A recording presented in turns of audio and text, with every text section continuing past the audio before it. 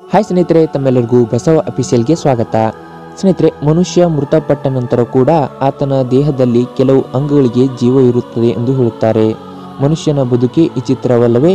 ಸ್ನೇಹಿತರೆ, ಈ ವಿಡಿಯೋದಲ್ಲಿ ನಾವು ಮನುಷ್ಯ ಮೃತಪಟ್ಟ ನಂತರ ಆತನ ದೇಹದ ಯಾವ ಯಾವ ಅಂಗಗಳು ಜೀವಂತವಾಗಿರುತ್ತವೆ ಮತ್ತು ಯಾವ ರೀತಿ ಕಾರ್ಯನಿರ್ವಹಿಸುತ್ತವೆ ಎಂಬುದರ ಬಗ್ಗೆ ಸಂಪೂರ್ಣ ನೋಡೋಣ.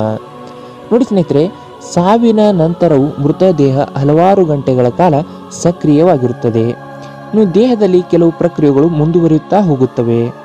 ಸಾಮಾನ್ಯವಾಗಿ ಕಣ್ಣು ಮುಚ್ಚಿದಾಗ ಹೃದಯ ಬಡಿತ ನಿಲ್ಲುತ್ತದೆ ಎಂದು ಅನೇಕ ಜನರಿಗೆ ಅನಿಸುತ್ತದೆ.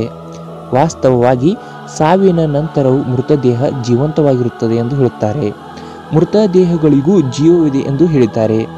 ಸಾವಿನ ನಂತರ ಪ್ರತಿ ಅಂಗವು ಕಾರ್ಯನಿರ್ವಹಿಸುವುದನ್ನು ನಿಲ್ಲಿಸುತ್ತದೆ ಅಂತ ಎಲ್ಲರಿಗೂ ಗೊತ್ತು. ಮೊದಲನೇದಾಗಿ ಉಸಿರಾಟದ ಪ್ರಕ್ರಿಯೆ ಮೇಲೆ ಪರಿಣಾಮ ಬೀರುತ್ತದೆ. ಆಗ ಹೃದಯ ಬಡಿತ ನಿಲ್ಲುತ್ತದೆ. ಮುಂದಿನ 5 ನಿಮಿಷಗಳಲ್ಲಿ ದೇಹವು ಆಮ್ಲಜನಕದಿಂದ ವಂಚಿತವಾಗುತ್ತದೆ ಮತ್ತು ಜೀವಕೋಶಗಳು ಸಾಯಲು ಪ್ರಾರಂಭಿಸುತ್ತವೆ. ಈ ಪರಿಸ್ಥಿತಿಯನ್ನು ನಾವು ಪಾಯಿಂಟ್ ಆಫ್ ನೋ ರಿಟರ್ನ್ ಎಂದು ಕರೆಯುತ್ತೇವೆ. ಇದರ ನಂತರ ದೇಹದ ಉಷ್ಣತೆಯು ಗಂಟೆಗೆ 1.5 ಡಿಗ್ರಿಗಳಷ್ಟು ಕಡಿಮೆಯಾಗುತ್ತಾ ಹೋಗುತ್ತದೆ. ಇನ್ನು ಕೆಲವು ಜೀವಕೋಶಗಳು ಸಾಯುತ್ತವೆ, ಆದರೆ ಇನ್ನೂ ಕೆಲವು ಜೀವಕೋಶಗಳು ಕಾರ್ಯನಿರ್ವಹಿಸುತ್ತಿರುತ್ತವೆ. ಸಾವಿನ ನಂತರ 24 ಗಂಟೆಗಳಿಗೂ ಹೆಚ್ಚು ಕಾಲ ಚರ್ಮ ಜೀವಂತವಾಗಿರುತ್ತದೆ. ಇನ್ನು ಕೂದಲು ಮತ್ತು ಉಗುರುಗಳು ಸಹ ಬೆಳೆಯುತ್ತಾ ಹೋಗುತ್ತವೆ. ಸಾವಿನ ನಂತರವೂ ಮೂತ್ರಪಿಂಡ, ಯಕೃತ ಮತ್ತು ಹೃದಯದಂತಹ ಅಂಗಗಳು 6 ಗಂಟೆಗಳ ಕಾಲವರೆಗೆ ಜೀವಂತವಾಗಿರುತ್ತವೆ. ಈ ಅವಧಿಯಲ್ಲಿ ನಾವು ಈ ಅಂಗಗಳನ್ನು ಮತ್ತೊಂದು ದೇಹಕ್ಕೆ ಆಪರೇಷನ್ ಮಾಡುವುದರ ಮೂಲಕ ವರ್ಗಾವಣೆ ಮಾಡುತ್ತೇವೆ. ಇನ್ನು ದೇಹದಲ್ಲಿ ಜೀರ್ಣಕ್ರಿಯೆಯು ಮುಂದುವರಿಯುತ್ತಾ ಹೋಗುತ್ತದೆ. ಅಮೈನೋ ಆಮ್ಲಗಳು ಕೆಟ್ಟ ಉಸಿರಾಟವನ್ನು ಸಹ ಉಂಟು ಮಾಡುತ್ತವೆ. ಅದಕ್ಕಾಗಿಯೇ ಶವದ ಮೂಗು ಮತ್ತು ಕಿವಿಗಳನ್ನು ಹತ್ತಿಯಿಂದ ಮುಚ್ಚಿರುತ್ತಾರೆ.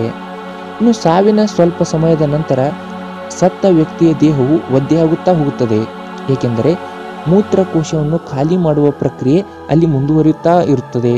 ಇನ್ನು ಮೃತದೇಹದಿಂದ ಮೂತ್ರ ವಿಸರ್ಜನೆ ಆಗುತ್ತದೆ.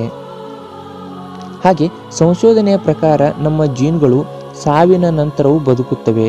ಸಾವಿನ ನಂತರ DNMಗಳು ಹೆಚ್ಚು ಸಕ್ರಿಯವಾಗಿರುತ್ತವೆ, ಹೆಚ್ಚು ಪ್ರೋಟೀನ್ಗಳನ್ನು ಉತ್ಪಾದಿಸುತ್ತವೆ ಎಂದು ಹೇಳುತ್ತಾರೆ. ಇನ್ನು ಹೃದಯ ಬಡಿತ ಮತ್ತು ಉಸಿರು ನಿಂತರೂ ಮೆದುಳು ಇನ್ನೂ ಕ್ರಿಯಾಶೀಲವಾಗಿರುತ್ತದೆ. ಹಾಗಾಗಿ ಕೆಲವರು ತಮ್ಮ ಅನುಭವವನ್ನು ಮತ್ತು ಜೀವಂತವಾಗಿರುವುದನ್ನು ಹೇಳಿಕೊಳ್ಳುತ್ತಾರೆ.